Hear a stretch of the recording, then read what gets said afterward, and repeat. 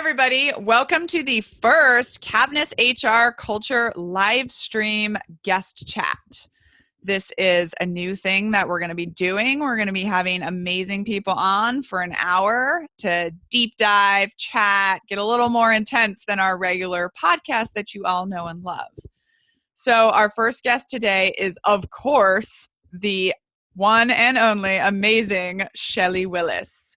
Shellie, are you ready to be great today? Yes, thank you. Yes, I am. Shellie Willis is one of my BFFs. She is a retired U.S. Army Master Sergeant, which is the highest level, one of the highest levels of enlisted ranks that can be achieved in the military. She is the CEO and founder of Redefining You Foundation, where she assists transitioning service women, women veterans, and military spouses to identify and embrace the personal challenges that come with military transition into their next. She holds a bachelor's degree in management studies from the University of Maryland. She's a certified defense financial manager, a Lean Six Sigma black belt, and certified human-centered design facilitator. Shellie believes that being redefined means shifting your thinking, giving yourself grace, living life through accountability, and embracing the next phase in life. Shellie is awesome. So thank you for joining us today, Shellie. Thank you. I'm honored and, of course, always excited to get to chat with you. I think we could just do this on a regular basis and really get some good stuff out of our conversations if only people could hear them. Absolutely. And we can totally do it more times than one. So me and Shellie speak at each other's things quite a bit. It's really great. She's part of my family. So, okay, we're going to do this a little bit differently from our regular podcast format, of course. And it's mostly because Shellie just has so much value to share. So we're going to talk about sort of three things, which is Shellie's time and experience with the military, the current culture strategies that Shellie is reinventing in her day job, in her workplace, and then Shellie's own personal foundation, Redefining You, which is phenomenal, and we'll get into all of that. Everything we're going to talk about is going to relate back to culture and leadership, which is our topics, but it's also, two things that Shellie just brings with her everywhere that she goes. So Shellie, first tell us about you, like who you are, where you come from, why and how you chose to dedicate over 20 years of your life to the U.S. Army. Well, the bio was just a snapshot, but, originally, bred and born, I'm a Texas girl. And by way of the military, I happened to land here in the Pacific Northwest. I'd never been stationed west of the Mississippi. I guess you could say no because Asia counts. But over the past 25 years, I served, half of a dual military family, and we just really we were like what we consider, soldiers. We were invested in our, teaching, coaching, mentoring, leading by example, doing all these great things in the military. My husband and I were, and our children were, short of being called airborne and ranger, also very inculcated into our world because that's what they were born into. So, military children are very unique and they have some different spins and thoughts on life. They get a global perspective where most children their age do not. So they have a different mindset and insight. And fast forward, retiring here at Joint Base Lewis McChord 25 years later, and our customers, which are our children, asked us to sit still for a minute. So that's how we wound up here. And our transition at that point in time was a little different. There was this theme of higher military starting to come up, but it wasn't like the big thing to do until the mass drawdown happened later. Went, transitioned, did all the things that I was told to do, cross T's, dotted I's. I didn't ask any questions. I didn't or make any, cause any issues. I just knew that we still had 2 mouths to feed. Even though we were going to get this somewhat pseudo income, that wasn't going to get everything done. So we went right into careers. Workforce development is the career I went into. Had no idea what it was. And I always tell everyone, this is my first career opportunity, and this is where I still work.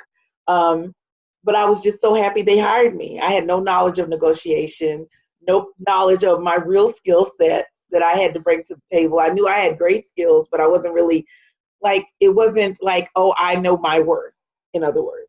Those are things that I learned along the way.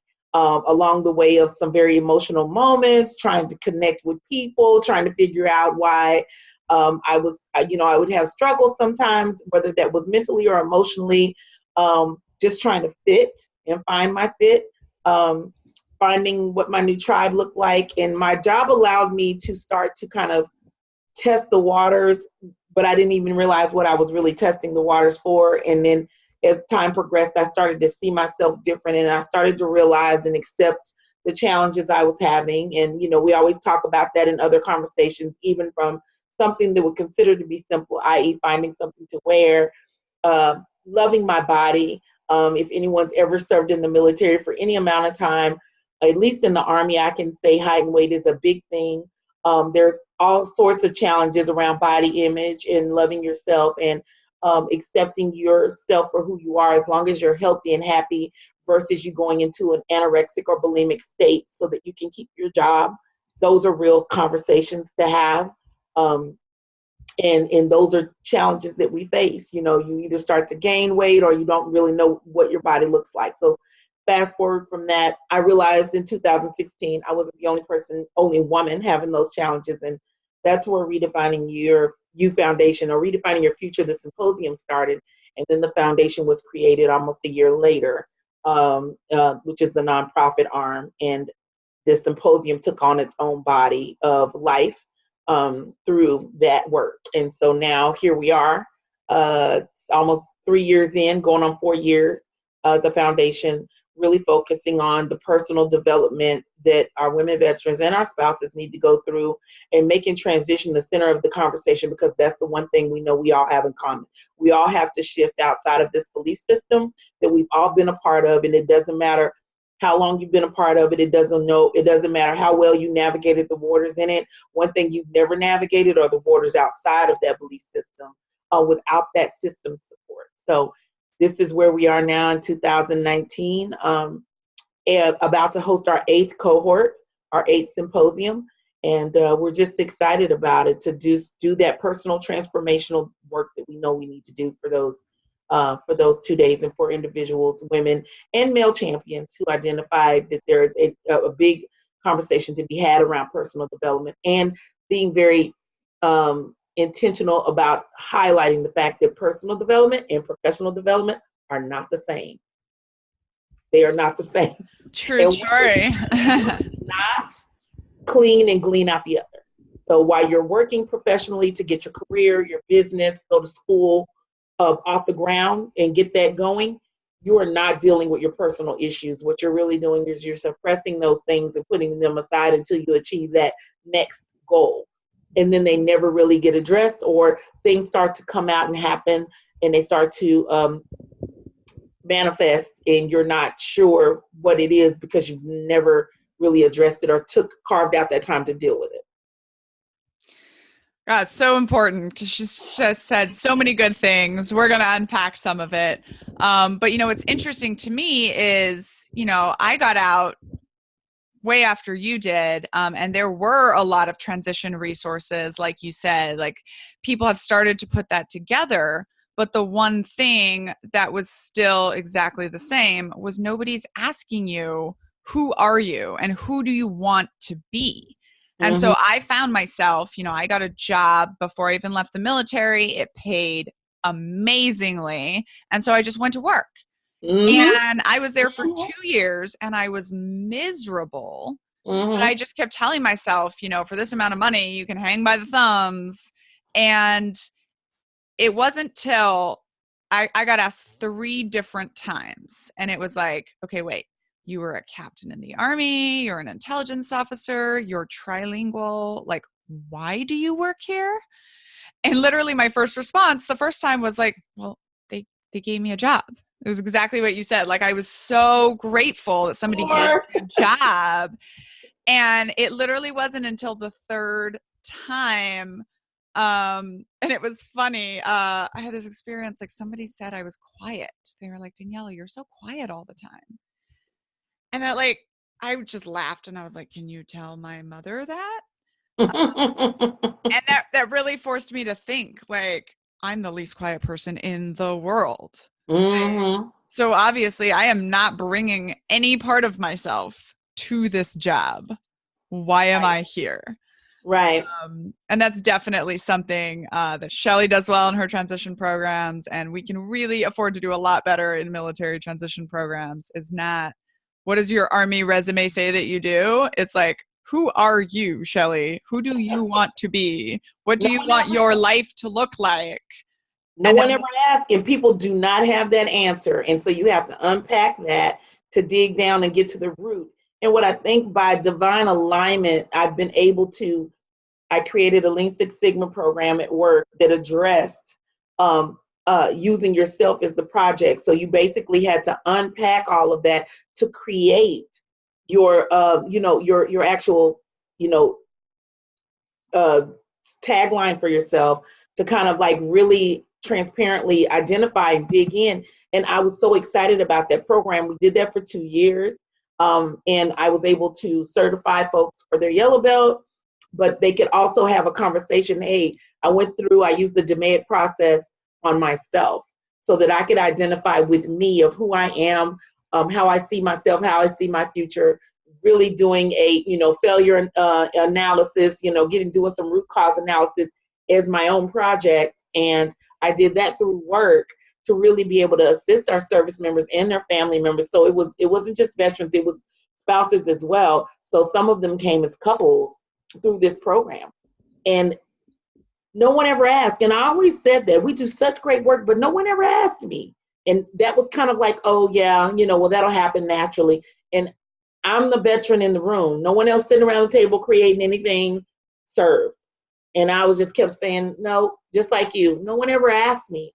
No one ever asked me. No one ever asked. And so then I said, you know what? At some point in time, I was forced, and it was in 2016 where I was forced to say, you do pieces of this. It's time for you to do it.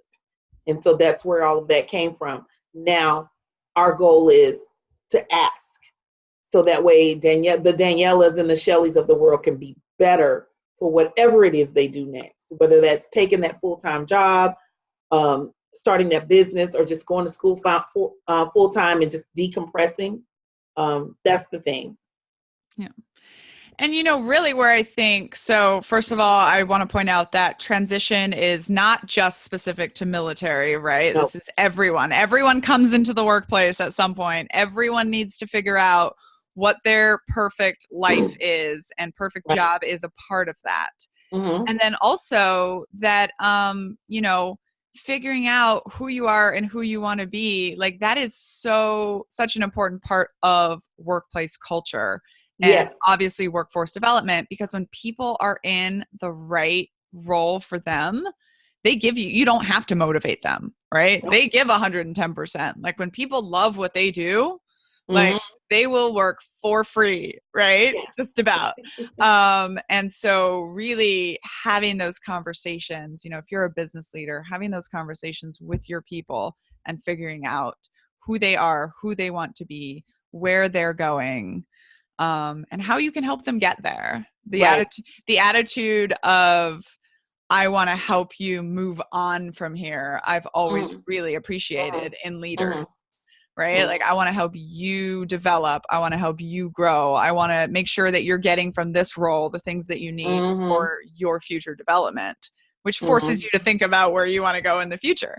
Right. And it doesn't have to be some big lofty thing. We always, for some reason, people tend to walk away from those like vision casting moments, those conversations where around, what your future is looking like. They're like this huge overarching big picture lofty goal. No, I mean, we talk about SMART goals for a reason. And I also tell people, life has to be taken in small bites, not big chunks, or you will choke. And when I say choke, that means you're going to find yourself having breakdowns, having stress, there's some points where there's going to be some, backlog, something's going to fall off. Just take your time. You did what I did. The water, the opportunity came. I was still on terminal leave. I just went to work. I was so happy somebody wanted me, and I never took a beat. And I talk to people all the time about going to the beach. We have all these great programs.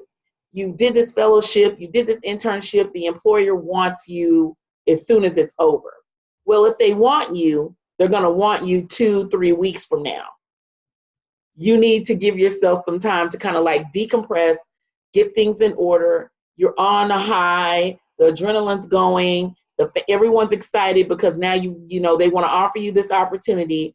And employers, I would say to you, if you create these fellowship and internship moments and you do want to hire a service member or even a spouse, build some cushion in there for them to be able to reset before they come back to you. That moment is important. The water hose turned on for me and Daniela, I never looked back. I never took a beat. And then I said, you know what? Take a beat. If they want you today, they're going to want you 3 weeks from now. Don't allow them to steal from you the level of resiliency and energy that you can bring if you just take a beat. That is exactly true. And let me tell you what I would now describe as a horror story. I flew out the day after my wedding to go take this job. We canceled our honeymoon because I had to go take this job, or because I would just have been just started to work. And it was so funny because, of course, because it was the day after my wedding, I was mid name change, right? And so as I'm going for this new job, which I felt like I had to do this. And you did. And my new bosses were like, wait, you got married yesterday? Like, why are you here? And I was like, because you're hiring me, because you offered me a job and you asked me to come out. And they were like, Daniela, you could have told us that you just got married and you need 2 weeks, We don't know that. You don't know that. What, isn't there a level of fear, concern that you're going to lose the job because you don't know that that's a thing you can do? And it's such a, this is a good segue into talking about the culture of the military, which we need to do a little bit here. Yeah. It's so part of the culture of the military that like the mission is always first and you must there's no fail. You must be there. You must push yourself to the background. And the modern military is starting to realize that that's not good for military service either. But yeah, I was so in that mindset, right? And I proceeded to, for the next 2 years, not take enough maternity leave, never go on vacation with my family. And it got to the point where, we have all of this money because they're paying me well, but so what? Like we've been putting off, I think I told you I'm taking my family for 2 months to South America next year. And I'm raising my daughter in a foreign language. And we had been not just needing for vacation, needing for resources to go on this trip.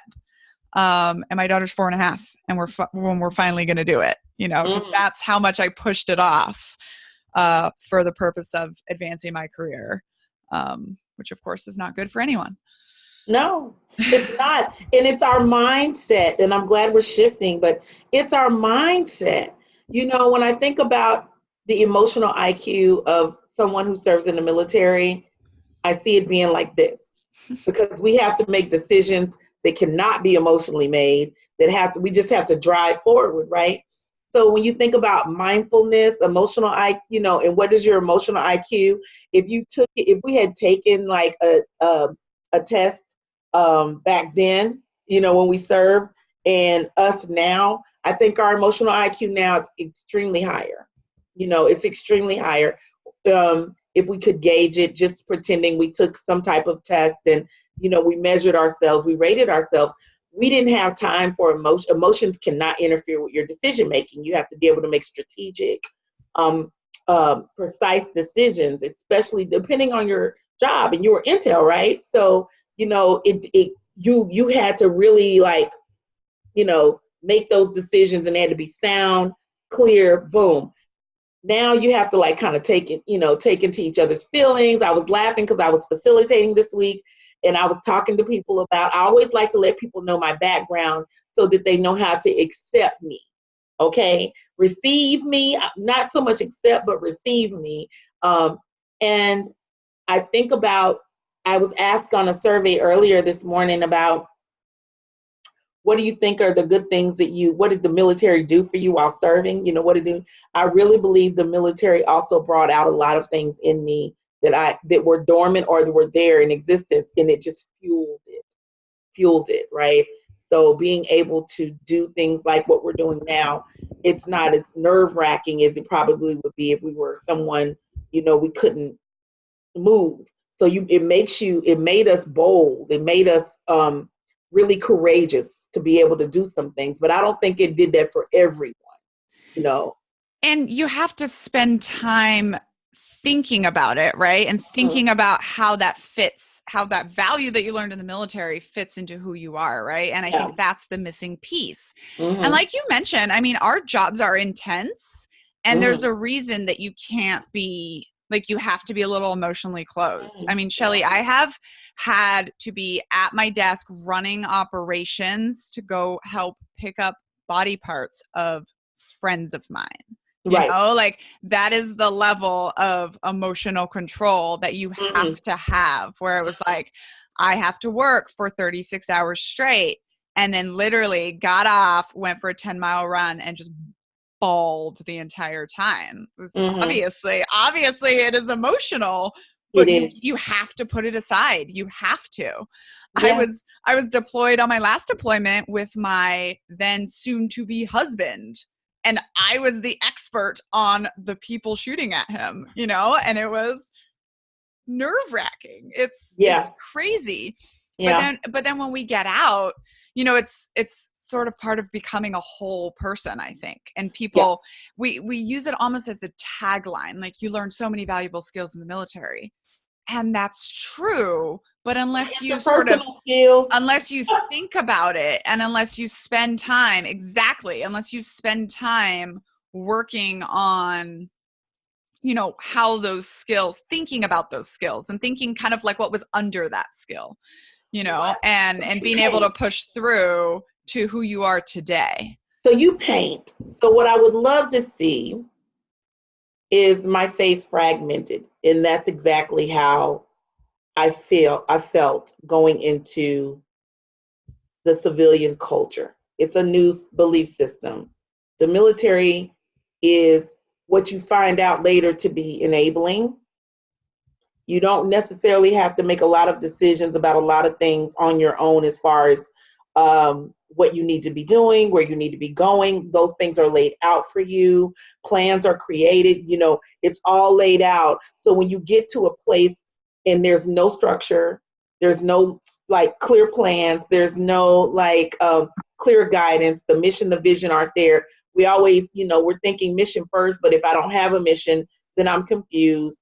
I struggled for about 1.5 years in my current position with wondering what my value was, because I felt like I was being boxed in and I wasn't allowed to really bring my whole self. And so I was really stressed about that. And I was trying to think, well, what should my next move be? Because it's like fight or flight, you know, and it's like, if a person doesn't add value, then why are you here? In my mind, I was thinking that. When all along, no, you're valuable. We're just trying to figure out how to retool and use what you have. We haven't tapped into half of what you have to bring, you know, a quarter of what you have to bring. And so these last 2 weeks have really been eye-opening, because I've been able to really do that organizational, cultural shifts for 2 other organizations, really tapping into the things that you need to be successful as leaders. And I always kick it off with emotional IQ, because that was one of my biggest struggles, being mindful. And then we think about those dysfunctional elements of a team. and what are the different characteristics that people bring to a team that you actually can maximize on to be a strong team, right? And just thinking about accountability, every leader around the table wanted to talk about responsibility and accountability as though it was this big elephant in the room. And I said, if you aren't responsible and if you aren't accountable for your own stuff, then no matter where you go, you're going to struggle. Because it's easy to say there's no responsibility and accountability in an organization. What's your level of ownership in it? What role do you play in the poor levels of accountability and the poor levels of responsibility that are flowing throughout your organization? And you cannot say that it's just the kids, i.e. the staff, that are dysfunctional. If the parents are dysfunctional, so are the kids.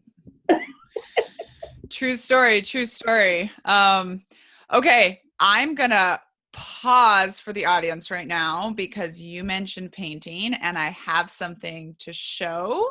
Okay. And I also think it will bring us right into talking about culture for women in the military and leaving the military. So let me pause. We'll be right back. Okay, hi, I'm back. So I did this painting and maybe I need to bring it to a Redefining You event. Yes. And so it's glitter, so it might be a little hard to see on the camera, but so obviously female soldier, you can see the Chinook helicopter here. You can see essentially what looks like Afghanistan in the background. And then on this side, it is a very, beautiful, nondescript woman. It can be anyone. It's done in gold glitter. And with a bird instead of a helicopter, because we call them birds. And the sand here has turned into the beach. And at the bottom, it says she serves. And I've never seen this, by the way. I need everyone to know I had no idea. And that's why there's so much divine alignment. I absolutely love it. Yes, you need to bring that next time. I might just donate that to Redefining You. Hey, that is beautiful. But really, when I was building that or painting that or, coming up with the concept, it was just like, which is something that we should talk about. Shellie, actually, I was probably inspired by you. So when I attended a Redefining You event, I heard Shellie say the words, that she needed to create a specific transition event for women, whether they were spouses or soldiers themselves, that because women transition differently, because we serve differently, because we serve and suppress at the same time. And so now, speaking specifically about female soldiers or military members, like, that is so true. And that is what I've never heard it said better. But I've heard it said in a lot of different ways. And the entire time we are in uniform, in service, we have literally poured ourselves into a man's uniform and a man's world in every sense of the idea. Right. And we have to be as unwomanly as possible in order to survive in that environment. Yep. And and whether that's necessary or not, is maybe an argument for another time. But I have asked male soldiers, male veterans, and I've said to them, if you had to right now go to work in drag for a year, in full drag, full makeup, wig, the breasts, the dress, the high heels, and you couldn't get out of it even at home, you had to live that way for a year, would that affect your psyche? And every single one of them says yes. Okay. Wow. Shellie, I did that for 18 months of deployments. Wow. I'm sure you've done that for years at a time. Yeah. And where we are, like when we are deployed, like we are dressed like men, we are presenting as men, Our hair is as back and unwomanly as possible. We are even criticized for wearing makeup in uniform. And, you know, definitely all the other things, you know, you're supposed to tamp it down. I was always told, don't ever let anyone see you cry, you know, run fast and don't let anyone see you cry. And it, of course it affects you. Of course it affects who you are. Yep. And you know, when you think about what you just said, we identify with with the uniform we're in. So we're either soldiers, sailors, airmen, Marine, or Coast Guardsmen. That's what we are. That's how we identify. We know we're women when it's time for a woman to know she's a woman, or, you know, when there's something going on with our bodies. That's great, but it is not who we identify with. So you're chasing identity. You're trying to figure out who you really are. You're trying to figure out if you love who she is, because you don't even know who she is. And I just, you know, I always tell people, I said, you know, that BS flag that I love to wave, I even throw it up at myself. I don't want anyone to think, oh, she's got it all together, she solved it. No, this is a daily journey. It's a marathon, not a sprint. And you are a runner. So when you break that thing down and you talk about the journey of preparing to run a marathon, the different things in the different things you go through while you're running the marathon, that's the mindset that we have to have when we are transitioning out. There are great stories. We see people's lives on social media. We see them being successful. There's so many people who are not there yet. But what we are trying to do, or what we would hope that we're doing, is painting a picture of possibility. Possibility gives people hope. You need to paint the picture of possibility, because whether you're in that deep, dark space and you're trying to come out of it, or whether you've come out of that space and you are elevating slowly, there's always a possibility. So the shift can happen. It doesn't happen the same way, the same time for everyone. But you've got to also activate. And if you don't activate your mindset, your emotions, mind, body, spirit connection, you need that whole connection when you're running a marathon, right? You need all of that to flow together, right? Because if anything gets off, you're going to struggle in the race, right? So you don't want to struggle in the race. Not saying that there aren't struggles in the race, but you don't want to struggle and break down, pull over, find yourself all broken down, and the ambulance has to come pick you up or something like that. You want to finish the race as strong as possible, but you want to be a whole person, you know, when you finish. And that's the whole journey. I love it when we think that just because of the level of clout that we've achieved in the military, we think that clout's going to transfer over. That's not the case. And we all have to think about, when we go into any organization, that we want to be a part of it. We don't necessarily have to be the leader of the thing. We have to be okay with just being a part of the team, not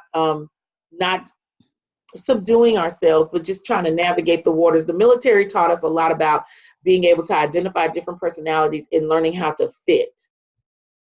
And then after the fit happens, then you figure out where you can level up and really bring some more value to that team or that effort, whatever.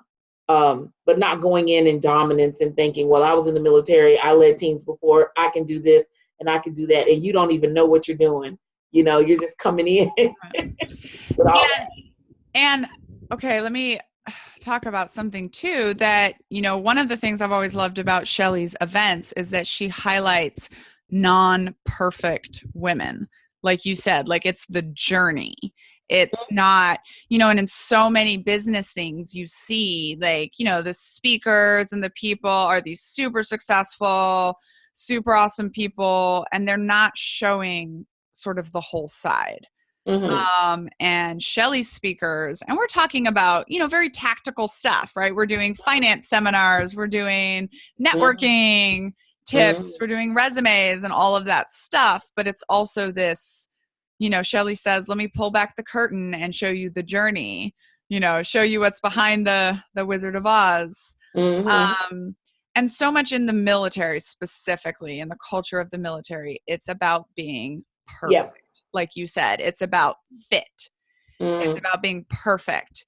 And for women, even more so, right? And this is true in the business world too, but like for women, My husband and I used to joke about it when we were both on active duty together, that if he messes up, if he makes a mistake on anything, or if he just even does something unprofessional or that people don't like Tom Young is wrong and Tom Young will be dealt with. But if I do something, if I am ever for one day let down my facade of being super perfect, Captain so-and-so, it's treated as like, oh, this is why women shouldn't be in the military, right? Like, heaven forbid you cry one day. Right. That's why women shouldn't be in the military. And so female soldiers represent, it's like that pressure. And I think this is true in diversity in a lot of cases. It's that we've got the pressure to represent all women. And men don't have that, obviously, because the military is mostly made up of men. Right. And so the entire time you're serving, you are, for however long that is, you know, for me, it was 6 years. For you, it was 25. Like, we were under this pressure. Yeah. And in some ways, it turned us into beautiful diamonds. Yes. But in other ways, it was hard, right? It's all hard, but the different things that you're going to face around pay, you know, we've been doing a lot of things around equal pay day. And you got to be aware of your ethnicity in these moments, because now you're seeing I'm not on the same playing field as John is, because we're both E4s and we both served 3 years. This is our pay. That's not the case. Now you're going to be in an office with John, came with the same levels of experience, only he knew how to negotiate and get what he wanted. You didn't want to negotiate or didn't know how to negotiate to get what you wanted because you were just so grateful somebody wanted you.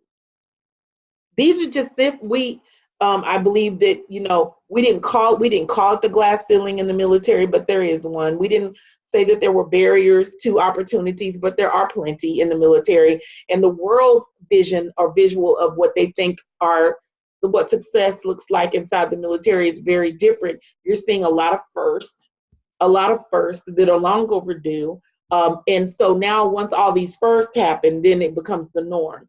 Those are things that are happening that are great, but I think the world didn't realize all of these different variations. And so now you can leave knowing that you can say there were trials, there were tribulations that you faced, but now how are you going to address who you are in, because those moments will come up again in your new civilian life, in your new world where you work, and you're going to have to figure out how not to have a conversation with somebody and want to body slam them. You know, you're going to. Yep. Or in some instances, we curse like sailors. That's just what it is. And it's like, you know, we can go toe to toe. We're not thinking about, oh my God, this is a EO issue, or oh my goodness, HR is going to get me. And we can go toe to toe. We can go in, and we have to press pause for a minute, you know, and think about the consequences and repercussions, whereas you could used to do that. And then it'd be like, you know, I don't want anybody to know I just got cursed out by, you know, Sergeant so-and-so or Captain so-and-so. And then Yep. No, and I love what you said about how, you know, as these firsts start to become second and thirds and fourths, then it becomes the norm. And that, by the way, to bring it back to culture, right? That's how we change culture. Right. And, you know, I love it when I see any story shared on LinkedIn, for example, about a first, right, of any sort of diverse group. So it's, you know, there was the first African-American woman to be a neurosurgery resident at Johns Hopkins, right? And it was a story. And I always go to the comments, because in the comments, it's always people that are not in that demographic saying, why is it got to be about race? Why is it got to be about gender? When is this? So my favorite comment is, when is this going to stop being news? And I love that comment, because my response is here's the thing about news. Once it's no longer unique, it's no longer news. Right. You don't see a lot of articles about Black NBA players, right? Because it's not unique. The diversity problem there is quite balanced. Right.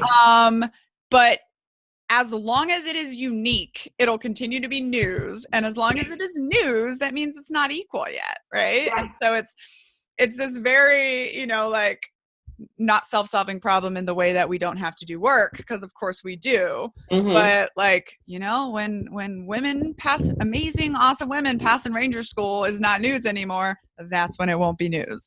That's when it won't be about gender, and it'll just be about the right person for the right role, right? And that's important. And so, like, when we talk about military culture versus civilian culture, there are some things that are similar, but there are so many things that are not. But when we get back to the root of things, at the end of the day, we also have to do the work so that we can shift our mindsets, shift our focus into this new day. And I always say, look at it as a new day. Look at it as you're hitting a restart button, and also be okay with failure.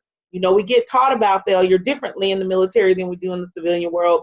There's this whole promotion around failing fast and often, and we want you to fail because then that creates innovation and creativity, and then that gets you to the next great thing. And it takes a while to change your mindset, to get into adapting to a culture and a world where failure is promoted. Those are just some things that are just important, but to highlight. But you've got to make that shift. Don't go into burnout. You burnout mode. Self-care. We always talk about quality of life. That's not a real thing. It's what you make it, though. I want quality of life. And I'm like, well, what is that? I want work-life balance. That's not a real thing.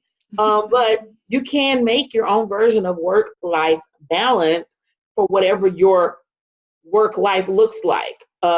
Don't be the six-figure earner and think that you're going to be able to enjoy those six figures. No, you're going to be the person traveling with the laptop and the cell phone while your family's enjoying their vacation on your dime, and you've got to carve out about 2 hours each day so that those six figures that you're working for can keep being earned, because you can never be off. Think about all of that. Everybody's coming out, well, I want to make X, Y, and Z, and I said, I hope you know what comes with that. Your sacrifices, and then you're going to realize one day, I don't want to work that hard, or I need to be my own boss. A lot of people leave out of the military after they take that first job, and they do realize, I want to be my own boss. That's going to take work still. That's still work. It's not, being an entrepreneur is not easy. Yeah. Well, and this is one of those things, like you said, to think about life design, right? And how that's gonna play. And we've been having these discussions recently. My husband's retiring from the military. He's been a helicopter pilot for, 20 years, mechanic and then pilot. And he's going over to airlines, which starts off low, but then you make quite a bit. But of course, you're traveling, you're gone. Mm-hmm. And I'm going back to school to be an organizational psychologist. Keep doing what I'm doing now with companies, but more. And we talk about it like, okay, we'll be a pretty high earning couple in the future. Like, that'll be cool. That'll allow us to do a bunch of things that we want to do. But we need to keep in mind that if we stop loving it, or if we're actually not living the life of our dreams, I always tell him there's two dreams. There's making $400,000 a year and being able to buy an airplane. And then there's also, every beach resort in the world has helicopter tours that he can fly in flip-flops, and I can teach people to paint, and we can live on $60K a year for more than enough, right? Your daughter can run around as a free spirit that she is, doing her thing. Yeah, so it's like, I guess an example, right? Where we're going full speed ahead into this plan, into this like high-powered plan that we have, but I'm trying to be very sort of aware that at any point, like, we can just pull back, and go live a different dream. But that's your core values. And so people are now, they're not accepting jobs because, going into these new careers because they're high paying. A lot of people now are really thinking about, will this interfere with my core values? Exactly.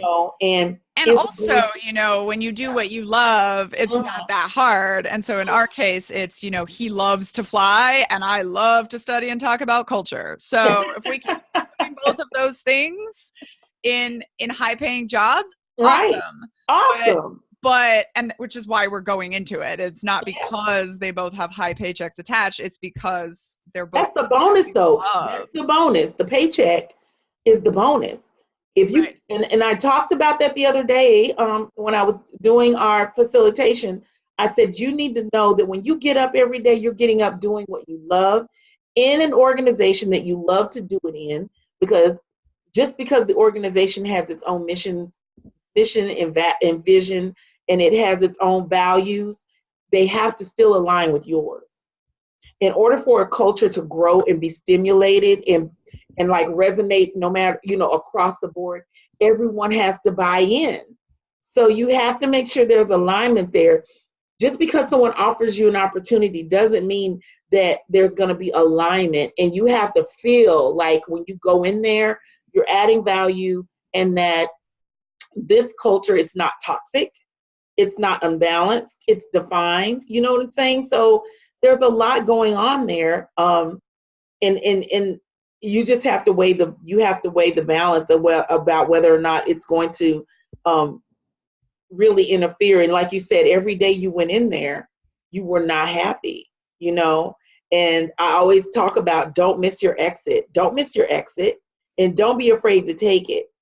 Exit stage left. There's somebody coming in behind you, but if you miss that exit, you're going to be miserable, and that's going to spill over into all the other things in your life, and that golden carrot, that thing that they dangle in front of you, whether that's promotion, a bonus or whatever, you got to sit down and really put some thought into, does this culture align with the core values that I have in my life, that I know that I need to be able to, one, bring and add value here and bring and add value in my personal life. It all starts to attach and the lines start to blur. And so the goal is that when we think about culture and we bring and we talk about it, we want people to really find it's not completely balanced, but it should be balanced enough to where you're pleased with yourself at the end of the day. You're pleased. Absolutely. All right, Shellie, one last question for you. So Okay. we talked about you were 25 years in the military. You were a master sergeant, which means you were in charge of lots of people. So you've been in leadership forever. Mm-hmm. So when you became a CEO, you didn't have to learn anything, right?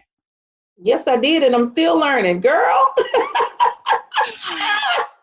So that's the question. What did you learn during your journey as becoming a CEO?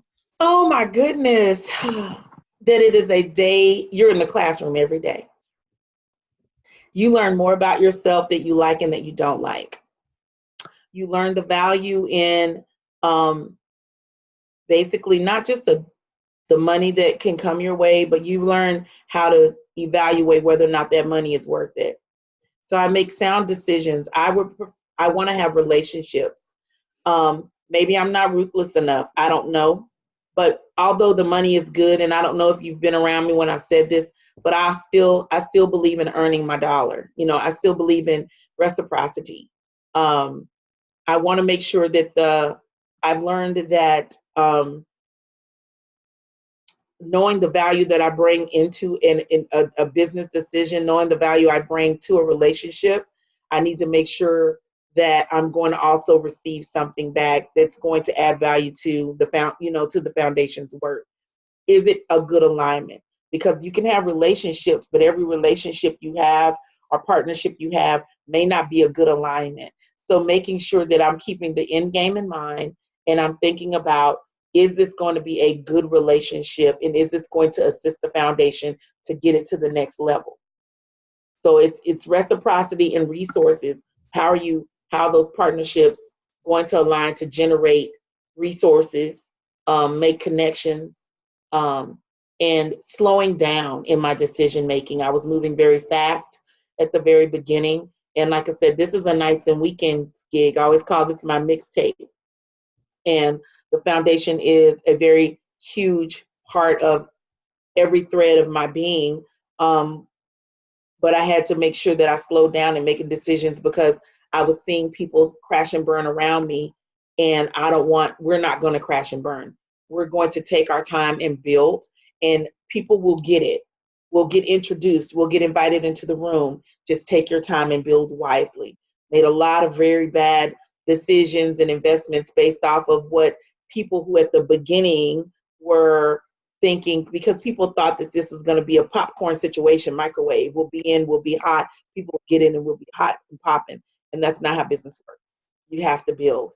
So slowing down to make sound decisions, to build great relationships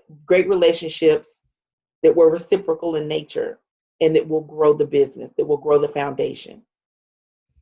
Absolutely. And you know what you said about money, that's so key for all of our listeners, for small business, especially. You know, not all money is good money.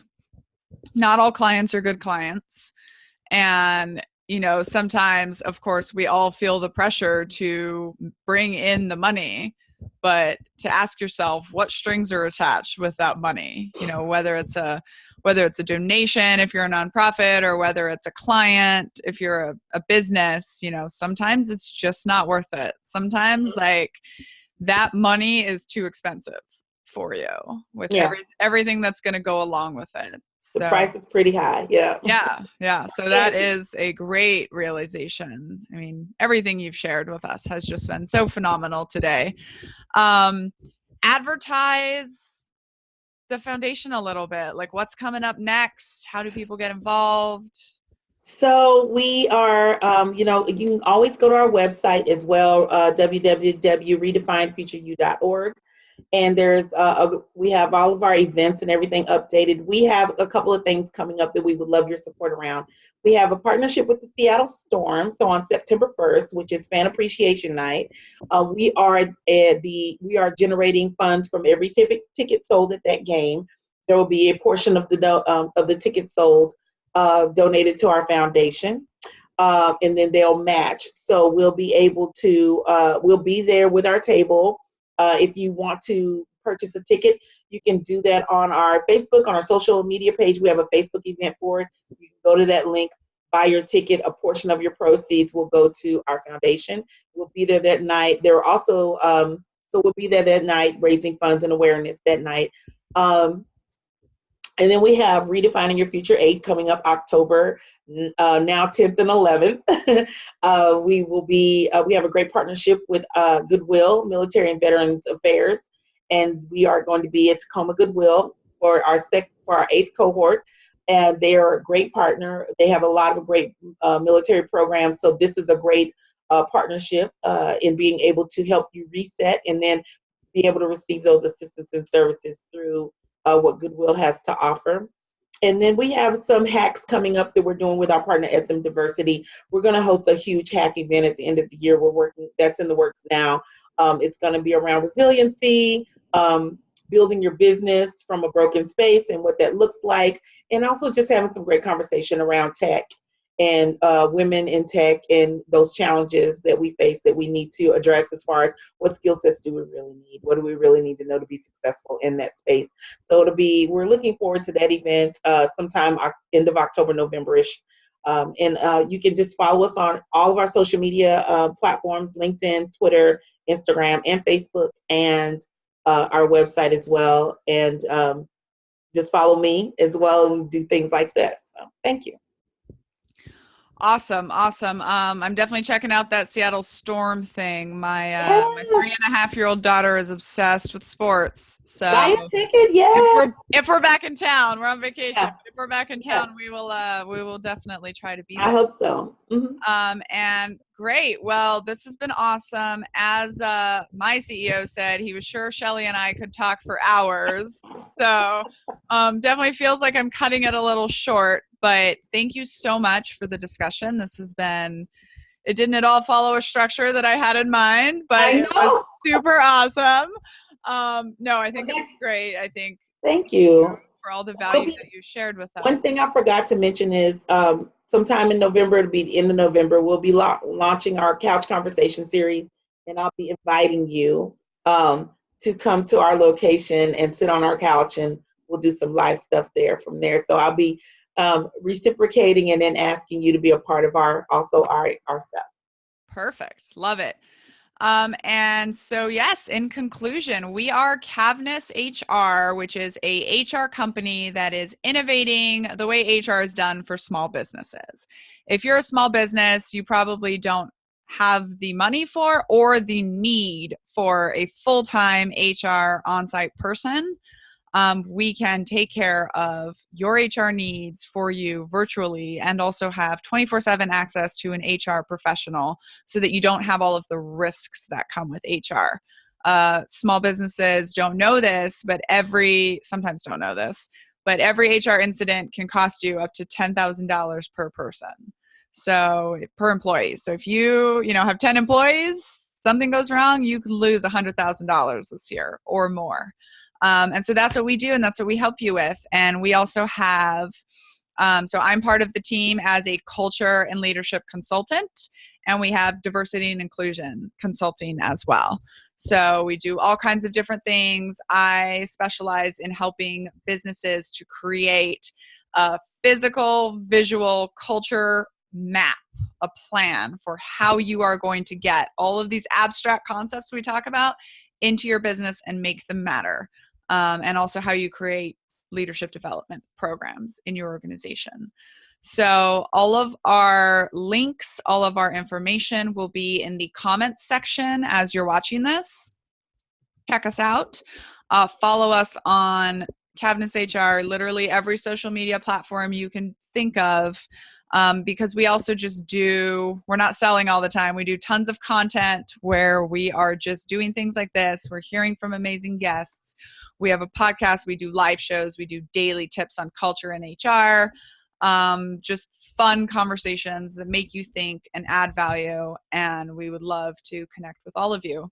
So thank you all so much. Have a great rest of your weekend.